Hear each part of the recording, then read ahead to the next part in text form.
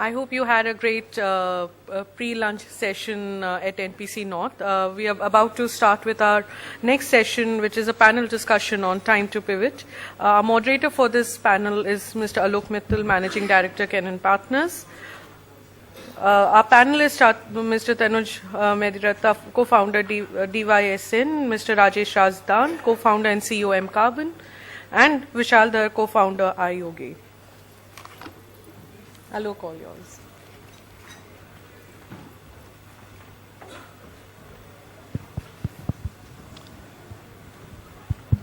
Welcome back, everyone. I hope you all had a good lunch, but please stay awake. We'll try and make this as interesting as possible. So we've got three great entrepreneurs here with us today. All of them started their businesses. Interestingly, were doing well at their existing businesses, and then decided to execute on very significant pivots in response to different triggers in each case. So the way we'll run this session is I'll allow them time to first talk about the pivot that they went through, right? From where, why, to what, and what were the challenges, what are the key factors in making that pivot successful. And then we can follow that up with certain Q&A, some of which I can drive, and would love to get your thoughts, your experiences, and questions to the panel. So why don't we start right away? Tanuj, maybe with you. Sure. Thanks, Alok. So, so I'll just quickly take you through my personal pivot story. We were a services company called Dysyn, DSYN. We started in around 2010, and by around 2012, we already had 30 people company doing good revenues. We had already worked, so we were making native applications for iOS and Android. So we had already made, worked with Zomato, Groupon, Sears in the US, almost done 100 projects. And then we were stuck with the challenge. The challenge was that, we were a quality focused services company. And to scale that kind of an organization up is a pretty, tough thing to do, given the, good quality people are very, very hard to find, and there's a limited pace at which you can do that. So we took a conscious decision at that time that, hey, we are a young team, we have already developed products for big companies, helped big venture funded companies come on the mobile platform, made their first apps. So we decided that let's jump into the product arena. At that time, one of the key things for us was that we already had a customer base, right? We already had 3 years of experience in the mobile app field. We had developed and we knew in and out how that works. So we kind of had several ideas, 2-3 ideas on what we wanted to do when we build a product company. So A/B testing, interestingly, was one of the areas where we found a good potential. We did our research. What worked for us was that, we went back to our customers and we talked to them. And kind of, validated that need then and there in terms of, is there an actual need or is it just an idea? So we were pretty sure, even when we were pivoting, that, we were in a space that is in demand by app companies. So at that time, we decided that, hey, this is something that we want to jump into. We shut down the services company, we raised venture funding, and since then, we've built a very, very strong product which is, competing globally, not just in India. I think we are the only ones or one of the few ones, and, we compete globally. We are one of the top A/B testing companies. In terms of the, if I look back, it's still, we are still a story in the making. We have not reached a very, very large scale, but we have seen early promising signs. So we've got some big clients in India. We're working with Ola Cabs, Taxi for Sure, Snapdeal. In the US, we have several good clients on board, including Fox and all those guys. So, it's pretty much a story in the making, and it's been a pretty fun ride. Tarun, many companies, when they think of services companies, when they think of building a product, the usual template I've seen is they start doing the product along with the services business, because very often the services business is a good business, so there's no reason to kill it. And in many cases might also be financing the product business. What enabled you to take that sharp call of saying we'll end our services business as we start the product business? And what were the challenges associated with that team and so on? Sure. So actually we tried to do that for a while. Even when we had taken a venture funding round, we were still doing both the things in parallel. But this was while I was there at TechCrunch Disrupt. We were kind of trying to sell the product to people. The firefighting, what we realized that during the month we spent there, half our time was and focus was, on India, just firefighting and managing the clients in India. So we kind of, thought, hey, we are in two boats, and it looks like, we will fail in both if we don't take a call. So we decided that, let's just, we did have the funding at that time, so it made it easier to kind of, we had the financial backing. So we said, okay, let's just focus on one thing and make this a big company rather than, just being a jack of all at that time. Thanks. So we will come back to the Q&A later. I want to invite our next panelist, Rajesh Razdan from M-Carbon, to share the story of their pivot and how they managed it. Rajesh, if you want to use a slide, maybe you want to come up here.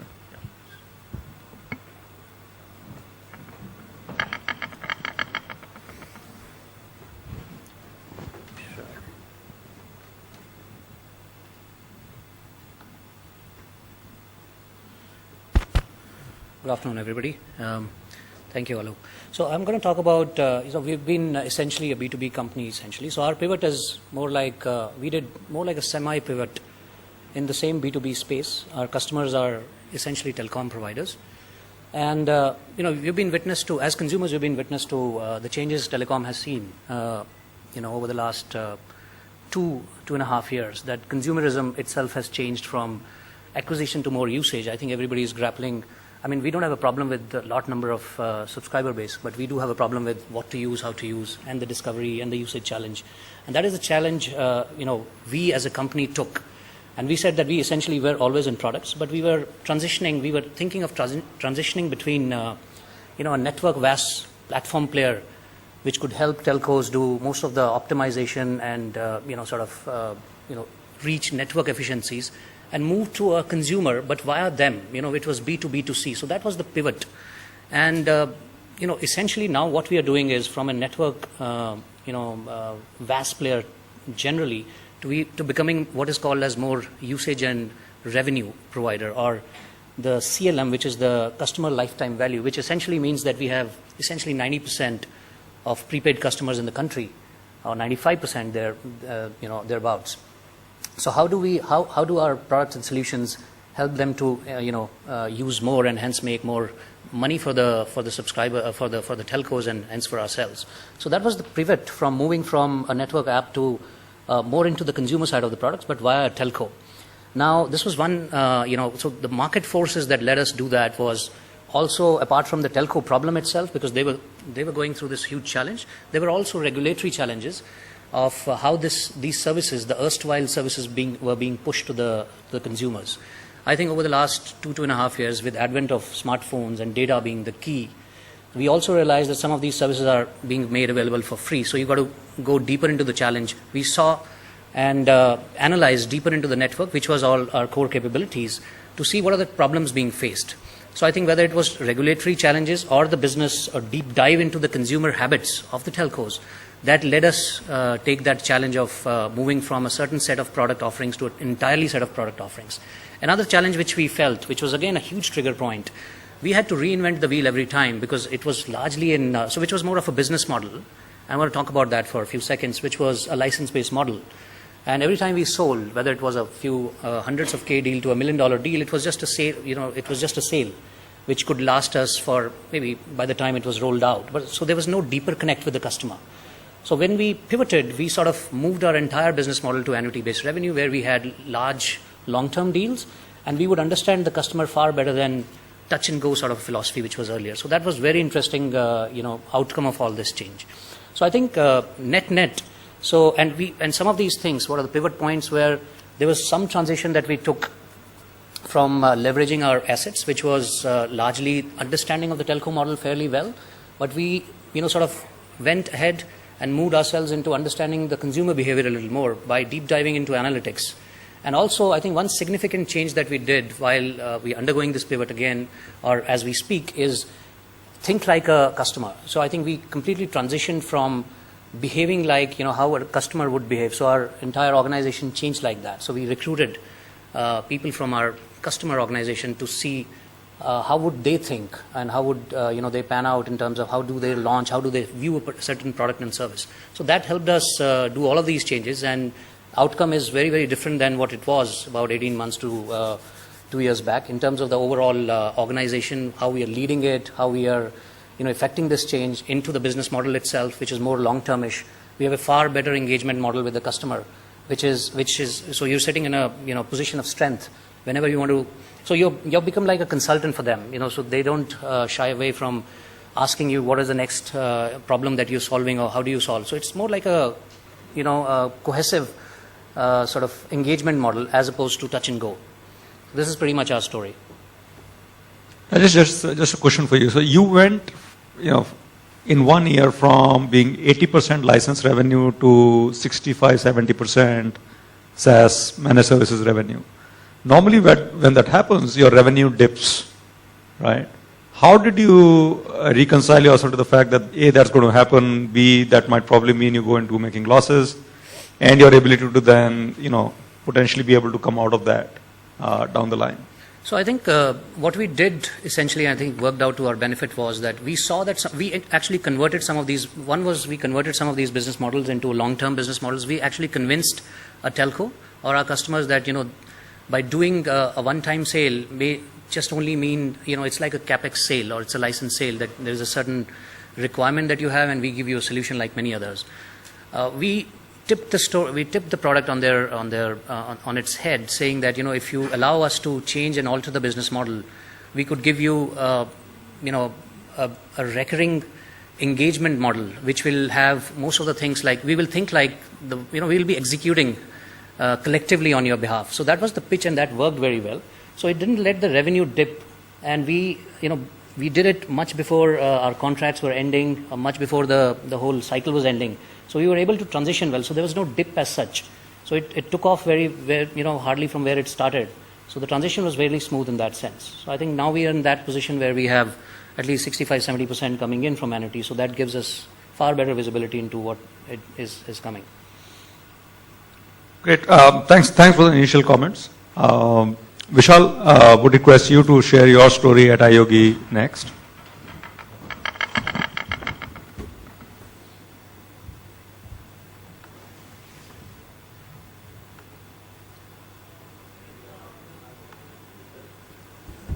Good afternoon, everyone. I'm very pleased to be on this panel because of two very interesting co-panelists, but I think more importantly because the moderator is somebody who's our first investor in our company and somebody who believed in our story many, many years ago. So I'm excited to be on this panel.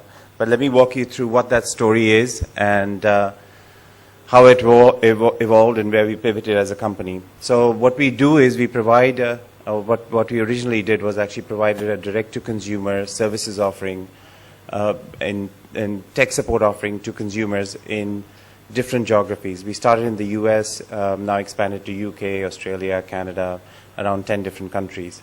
It was solving a problem that was left by different traditional support channels that weren't actually catering to that service request because of declining margins or whatever the reason was. Also increasing complexity and more dependency on technology that actually needed to be solved by somebody for having instantaneous support. So it grew to around, today actually we have around 2.5 million users. It's in 11 countries. We support through 4,000 tech experts, take around 20,000 service requests every day. And over a period of time, the nature of support the nature of technologies that we support has expanded to around 500. The hallmark of the service is obviously delivering on a CSAT percentage of over 90%. That ingratiates customers to buy our service, to use it over the long term, and lifetime value is how we actually drive our business. To be able to deliver this service, which was actually became agnostic to which geographies it was being delivered to, where it was being delivered from, to be able to scale the business, to support it through different types of technologies that people were using, we needed to create a technology platform. And that technology platform was required because there was no other place we could go to actually find something that was a fit for our business.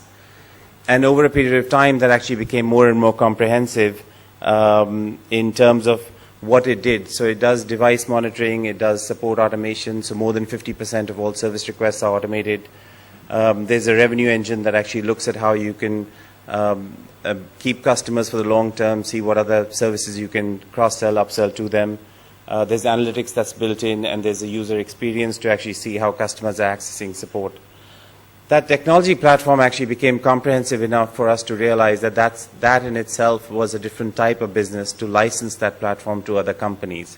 So our company basically pivoted to look at how you could break away from your traditional direct-to-consumer service offering to be able to provide that into newer forms of what is called Internet of Things, or the rapidly shifting technologies that people are adopting for health, entertainment, productivity, and so on and so forth. And essentially where it's emerged at is looking at servicing other types of B2B to C customers that could be from traditional telcos or OEMs, and looking at how that could be expanded to other types of verticals, including retailers and other device companies or software publishers.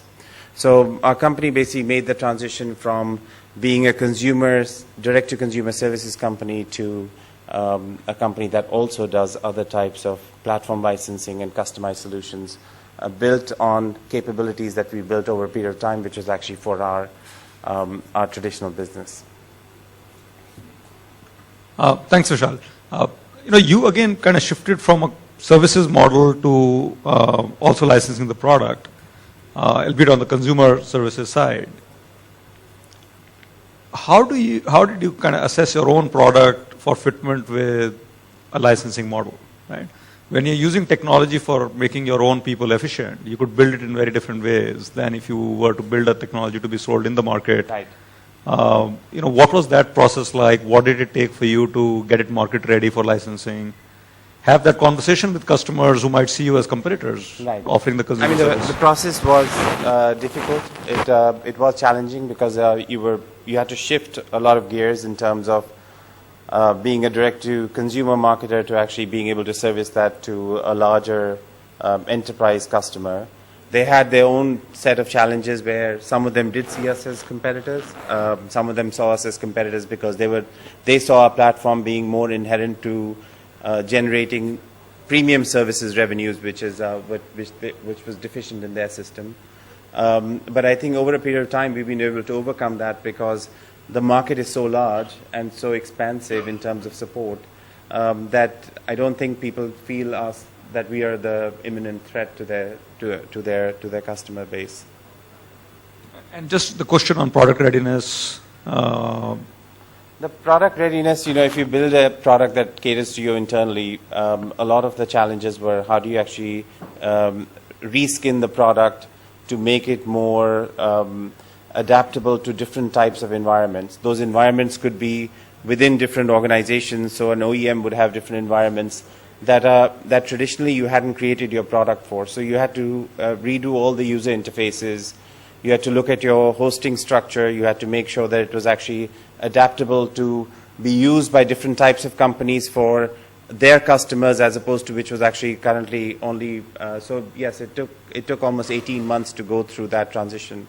The other transition was also in sales and marketing, because our sales and marketing traditionally was geared towards consumer, but you had to make that shift, and also in your licensing, norms and pricing and all of that is a discovery in itself to arrive at what worked. Thanks.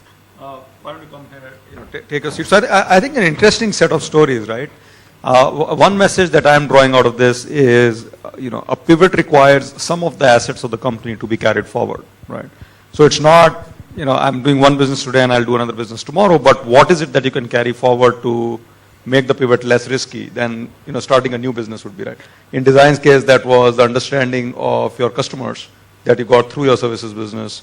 For mCarbon, it was the platform as well as the customer set, which remained constant.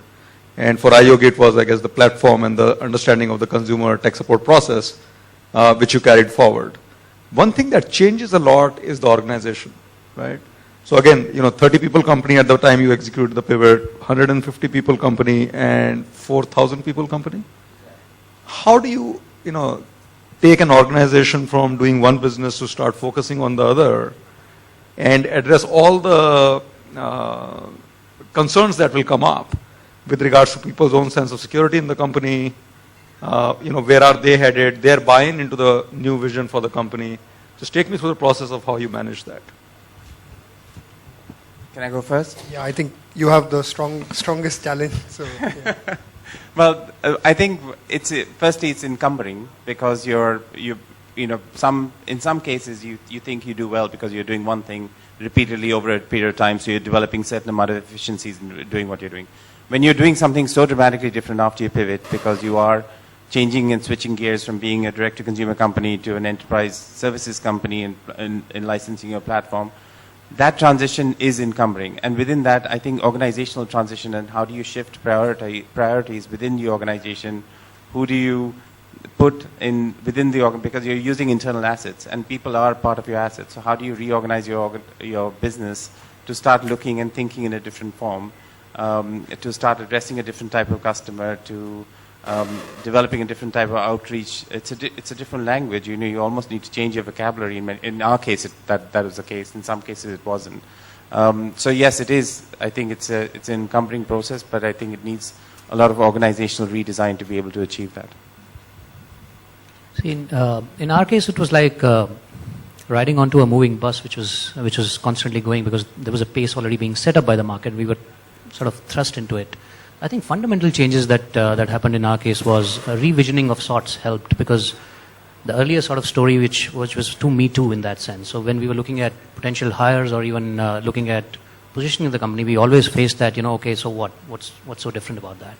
So I think when you did the revisioning story, and I think the fundamental changes as an organization we thought, which I spoke about, is you had to think, behave, and work like a customer in that sense. So the largest, for example, the major change that happened in our case was the entire product operations or product organization, which was because if it is contingent on 80% of the revenues being getting from products, so you don't have to really sell. So you sell once and then you sort of keep milking it. And this is this is one. And second, we also realized that so the entire product operations was built almost like a telco operation. And how do you think, behave, build them, and think ahead. So I think that was one fundamental shift that happened. And I think the skilling of the people itself, because when you're getting operations and analytics and BI kind of people into the whole scheme of things, then it's a very different mindset of how they start panning out in terms of how do they relate to the company. And they related because we were completely mapped, hopefully, to the way our customers were starting to behave. So it was an easy sell to them as pointed, but it had to be done alongside while you're maintaining the revenues, while you're maintaining the operations, while you're maintaining your stance that you're taken. So that was the major shift on organization side. Yeah, so for us it was a pretty hard challenge because the skill set requirement for a product team was very, very different from what it was for a services company. So we had to take a call whether so we of course had to rehire the whole team. In addition to that, we had to take a call of what happens to the existing set of guys because it wasn't unfair. It wasn't fair for them to be in a company which is going in a different direction and they just kind of play second fiddle, right? So we helped out most of the guys. We did on campus kind of a placement activity as well to get all of those guys into other companies. Of course, mobile is such a fast growing segment that all of them found good opportunities elsewhere, and we practically had to take the hard choice and rehire the whole team. On the similar vein, and I'll go in the reverse direction here because you probably went through most of the customer churn, right? As against Rajesh, who went through hardly any customer churn in the pivot process, and for iYogi it was a new customer set being addressed. How did you manage the customer dissonance? So I remember that we were on the receiving side of this, right? It's an interesting anecdote. We were getting something done from DSYN at the time that they were in the services business. And I think we were progressing, and then suddenly one day we stopped hearing from them. You remember that? Nishant was interfacing with you. So Nishant comes to me and says, DSYN is not responding. Looks like they are getting funded. So how did you manage the customer dissonance? We were a free customer, so that's fine, you can let us go. How did your other customers react when the confusion in minds of customers, the service continuity to them, how did you deal with those issues? So I think, we had to, many of our customers on the services side, we were planning to, continue with them on the product side. So from our side, we were, honest and upfront in terms of, just giving them the actual picture of where the company is going. I'm actually not aware of, so maybe it didn't, end up with me. But on our side, so we were working with many clients at that time. We made it a point to, actually convey to all of those guys, the shift that we are making. In addition, all the projects that were running at that time, we actually took them to the logical conclusion. Even, not now, but a few months back, we did like work for so many other companies like Reviews 42 and so many others. So, we just handed over everything to them. They got a new partner. We kind of, helped them get on board with that. So, maybe, there were some leakages. We weren't able to identify, but from our side, we had to make sure, because, if you lose your, lose the trust in the market, I think that's the biggest thing that you can lose. So we made a point, to the best of our effort, to kind of maintain good relationships with all the customers that we had. Rajesh, again, the same question to you, and I'll go a level deeper into your buyer within the telco, which would have undergone some shift here, but also the positioning dissonance of you walking till yesterday telling them that you are an expert at Network West, and then suddenly 3 months later you show up and say, now I'm a UNR specialist. How do you manage that transition in communication? So first of all, for us, it was not really a dissonance from the customer because the customer was the same. But I think we very clearly, I think which worked in our favor was to understand very early on that where was the shift happening within the customer organization. So what was driving this change? Why are they behaving in a certain way now? We realized that, this entire so-called the earlier VAS sort of shift is moving into UNR and CLM. And that is the pain point right from the top organization. Everybody is talking about engagement. How do I re-engage with my end customers? We spotted that opportunity very early on. And as opposed to the earlier case where it was always a customer sending you a certain set of requirement and you responding to it, however, in generally you would respond to it. We sort of preempted that, and we went into a consultative mode with the new set of customer, saying that, hey, this is an area where we feel there's a lot of attention. So we kind of led the requirements very early on in our favor. We sort of, in a way, instilled doubts in them that if you don't have it, they're going to lose a lot of these things. So instill doubt, instill fear, instill whatever. And then we had the solution ready. So this was more like a strategic and tactical shift at the same time. Saying that, this is bound to happen, and which was coming from larger macro level changes world over in the other economies also, because we thought it was trying to catch the trend very early on and then refix that. So I would say that we were the early movers in that space by saying that, we claim to know this better than anybody else in the marketplace, and thankfully they believed it, and we had more reinforcement in terms of when we delivered some of fantastic products in that area. Vishal, any thoughts on the No, because the question to him is how did we have any loss of customers? We didn't. But I think there is another side to this, which is that our understanding of the consumer, which is actually connects more with your business, our understanding of them in their heterogeneous environment in terms of their technology and usage, helps us in selling to the B2B customers. So I think that I see a commonality in our businesses in many ways, and when we actually, that gets augmented by newer businesses and newer kind of scenarios that we develop, whether it's with a telco, with an OEM or a retailer. So another point that I wanted to add was while we were doing this repositioning stuff, there were things which we said and very openly that we're not going to do. So that also reinstilled a different kind of focus or a positioning that we want to. There are clearly things that we don't want to touch. So that led us into more, people started to believe that, okay, they're more focused in a certain area or one or two areas. So that also helped a lot. So would open the floor for questions from the audience. I do promise you, if you don't ask questions, I will. So please. Yeah.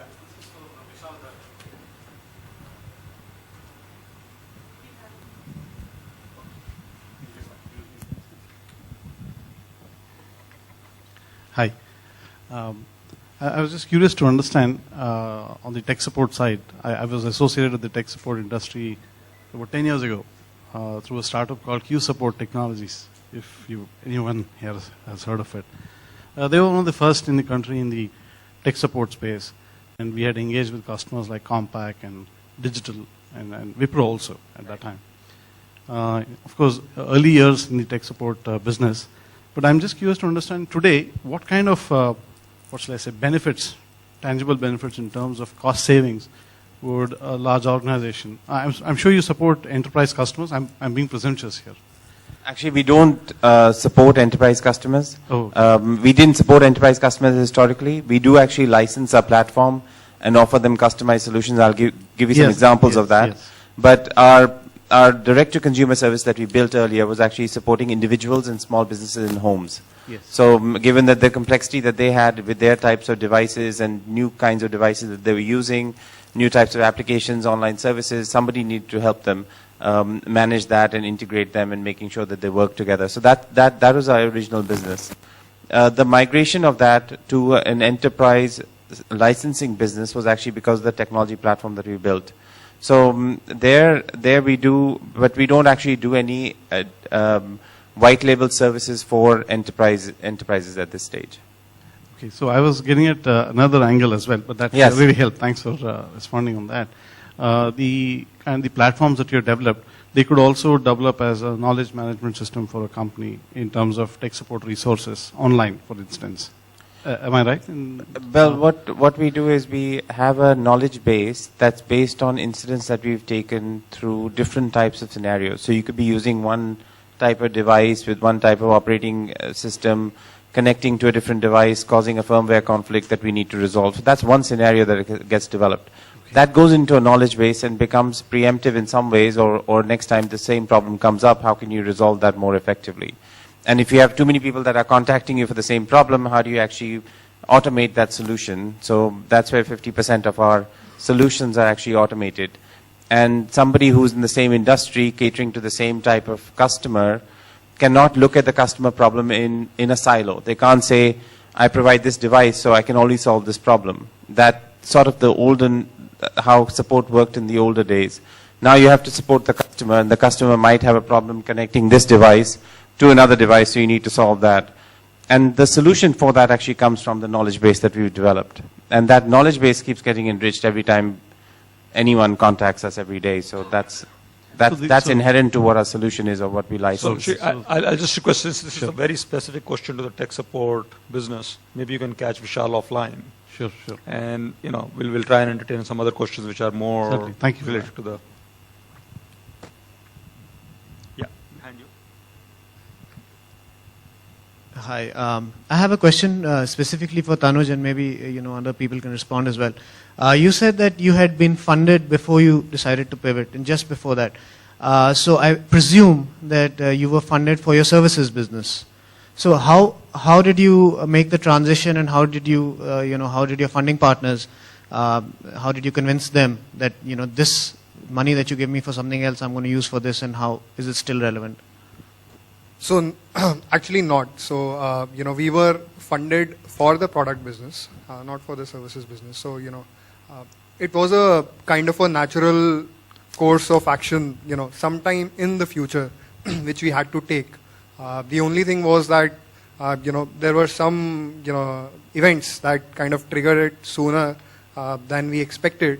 But the idea was always, when we raised money, we were very upfront and clear that we were going to do the product business, and sometime down the line we are planning to exit from the services business.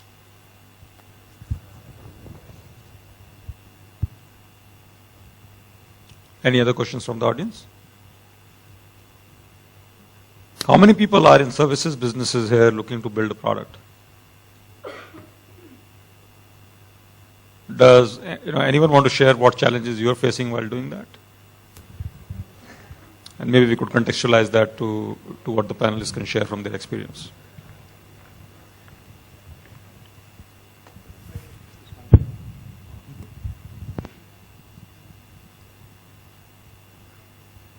We are a startup based out of Lucknow, working in e-governance services since last 4 years.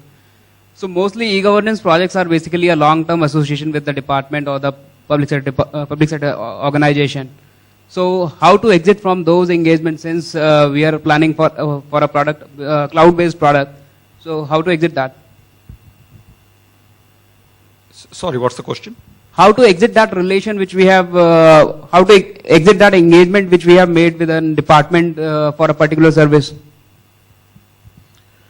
So are you saying that you want to exit that and get into the products? Yes, yes. So I think it's a regular transition, I would say, that because that exit cannot be very hard because there is a customer any which ways and there is an engagement already there. So I think one way to sort of pivot is that completely, if you, for example, if you're planning to make the same customer as your new customer for the product also, so you would want to, obviously there is a contractual formalities, there is a certain deliverable that you have to focus and, sort of give on. But at the same time, if you're pivoting to a product company from a services, I think the point is that where is the whole blueprint? What is the product definition? Have you done POCs? I think the best example is that actually do a POC. If the same set of customer exists as your, prospective buyer, then do a POC there while your services business is on. And, so the transitioning from a service to product is much easier. If it's a totally different set of, customer eventually, then also you have, sort of moral obligation to, consummate that business contractually or whatever ways, and then move on. So I think it's ideally if the pivot is not very abstract or it's not very, very different or it's just transitioning into a similar set of customer, then it can be the easiest because then you have a ready customer there and you could actually embed that product thought or POC and actually start doing that. That's the easiest in this case. Thank you.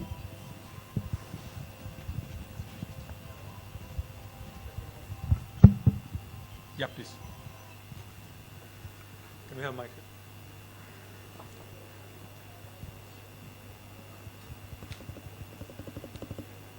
So actually I have two queries. The first one is, we've been doing services for a long time and then we started on the product as well. The first challenge in the product side is, how do you define where to stop for the first version, first release? Because while you've been doing services, you tend to gain so much of knowledge that you want to bring everything into the product. And then you tend to continuously build the product and you don't know when to stop. So how do you decide, that was a big challenge that we keep facing. If we don't do this, then we feel the customer won't come to us. If we tend to do more, then we never stop the process. It's a sort of a dilemma. Because as a services business, you get into the mode of doing whatever the customer wants, and here you want to kind of, have a better product management process in place.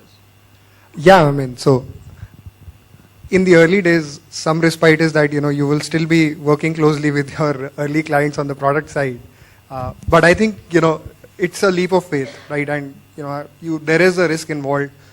You can mitigate that risk by either, having the same set of customers or, having some leverage. In our case, we had a similar set of customers and a funding to back us. So, it always helps to build that cushion when you're kind of taking that jump, but it will still be a jump. So there will be, a certain level of risk and discomfort, which I think is unavoidable when you make that transition.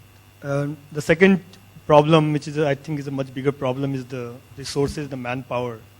And especially in North India and Delhi, we have a very difficult time getting good product people. Either product, who can evangelize the product or who can design the product, who can code the product, or who actually have because when you do services, when you do projects, it's all reactive. Customer says you keep executing it. Here you have to plan and how do you meet that particular challenge, And the whole DNA, how do you change the whole DNA of the organization from, thought process from being a services to a product company? I think in terms of finding talented people, that's a common challenge across all, and we face that as much as we faced in the service, even more. So, I don't have any, easy answer for that. That's, again, a lot of hard work and maybe some element of luck in finding the right people. In terms of the mindset, I think, it did take us, even us, it took, some time to kind of change that mindset because you are, as you rightly said, you are in the reactive mode when you're working with the services client. So, for us, it was a good, it was almost like jumping in the water and then kind of learning to swim. But, since we were a young company, we thought that, hey, we had to take that leap. And I think, this problem was product versus services talent. Our take on that, because we've been a product company all through. while the talent problem is a universal problem, whether you're a product or a services, but I think now the last couple of years, a lot of product companies have come up, not just North, but overall India. So I would say, relatively speaking, you would have better access to the talent pool, people who understand product development life cycles, product managers, release management processes, etc. What backgrounds are your product managers coming from? And that question is common across, for all three of you. What have they done? Where are they coming from? Are they coming from being product managers in another company?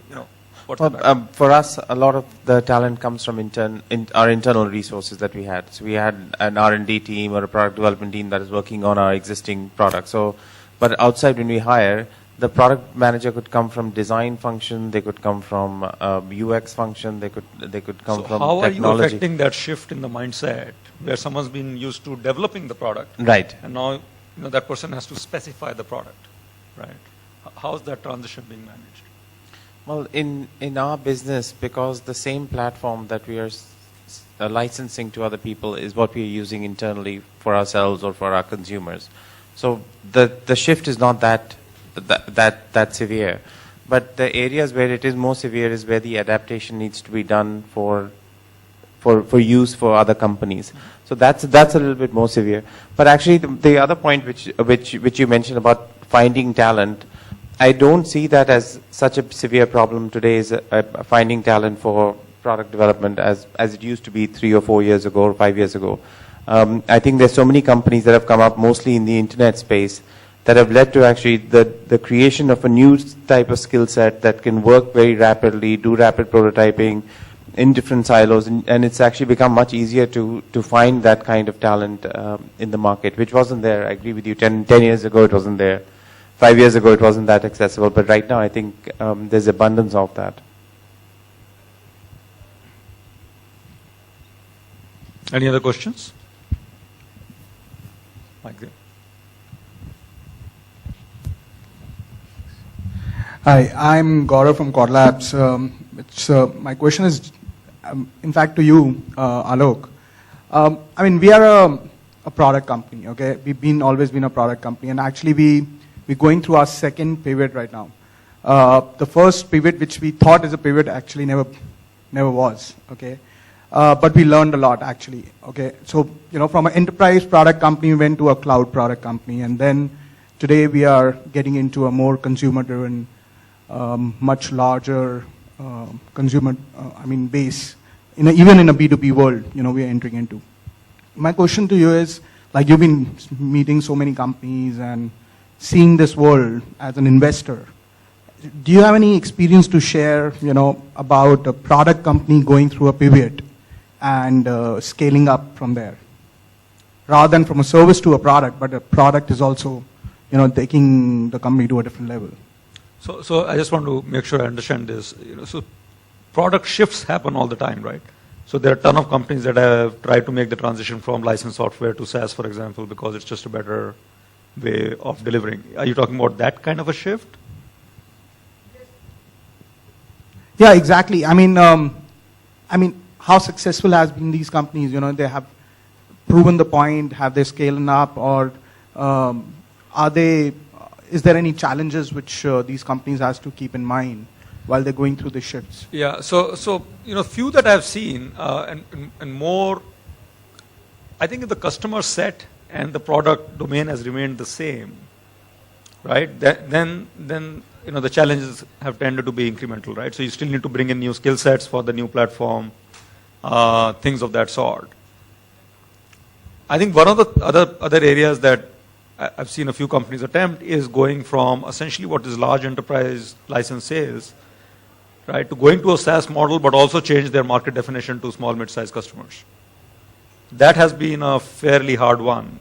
And for reasons of, understanding the selling dynamics, getting that whole engine in place, more than for reasons of product definition. I think the other place where I'm seeing companies fail, honestly, and Tanuj, it would be great to get your view on this, is just the UX challenge, right? Companies are not able to move the 1999 UX into a 2015 UX. And that seems like another place where there is dearth of skill set. It's becoming, a success factor for these companies to advance. Right? Absolutely. So I think there is, the shift, the consumerization of, enterprise products where there is an expectation of a better user interface, UI, UX. I think, honestly, on our front, we've been lucky. Anuj is just sitting right there. He's one of the top designers. So in India, so, on the product question that we were discussing earlier, we've been able to do a lot of it in-house. Because we had the top tech talent and design talent in the founding team who had built so many products for external companies, so we could actually do that. But if I see around, there is a UI UX kind of a challenge. Interestingly, so this is just a thought, but I have seen some companies actually hire freelancers from Europe through some of these freelancer websites, and they have seen some good results. So maybe that is just something to try, because in the Indian market, there is definitely a dearth of people who kind of have that understanding. And most of them are actually working and highly paid at, top startups like Zomato and all these places.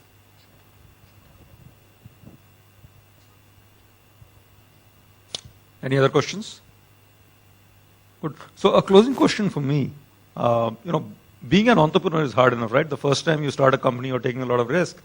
In all of your cases, that risk kind of panned out. And then you sign up for another make or break moment. What was your plan B to the pivot?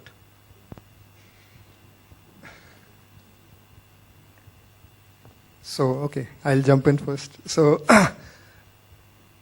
I mean, there are generally no plan Bs, right, in life. So, when you start off, the plan B is that if things don't work, you'll get back to a job.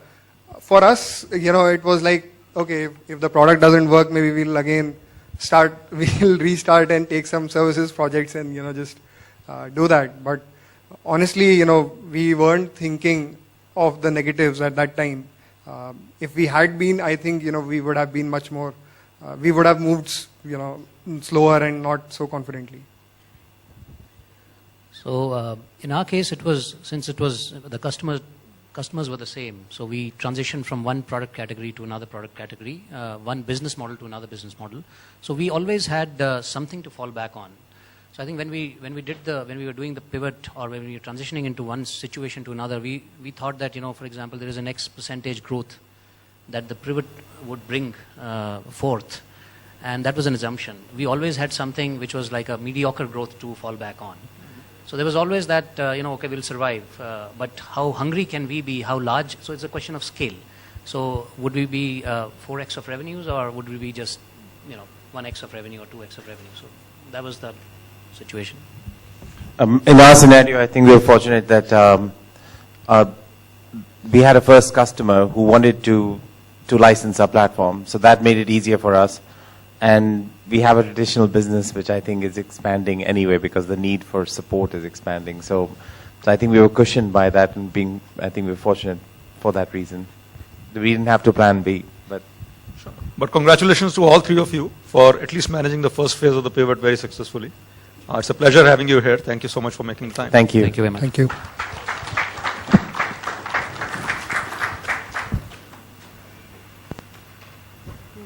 Thank you, panelists. May I now request Alok to hand over a gift of appreciation from us.